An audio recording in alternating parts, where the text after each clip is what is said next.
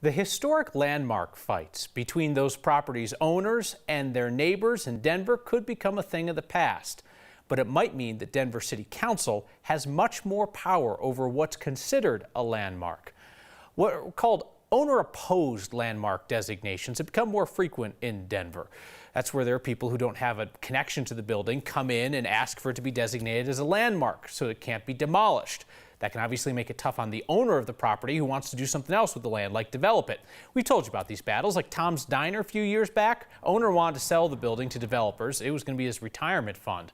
Then in 2019, a group of Denverites came through with an application to designate it as historic, would have prevented the demolition.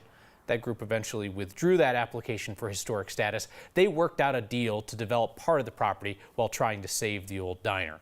It's not the only instance of the city getting a historic landmark application over the objection of the property owner. Denver City Council has gotten 18 of them since 2020. The only one ever approved against the owner's wishes was Beth Eden Church on Lowell Boulevard.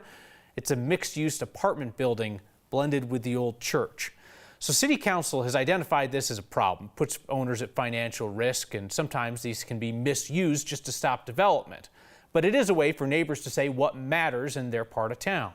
So City Council is putting forward a couple of possible solutions. First step would be getting rid of owner-opposed applications, but allowing the Community Planning and Development Department or City Council to apply for historic status. That would take power out of the hands of the people, and it would give it to City Council, which you can imagine might have certain biases for or against buildings or building owners in their district. Second suggestion would be requiring a supermajority of council to approve these owner-opposed landmarks. A third idea would be to have a historic preservation organization be part of the application.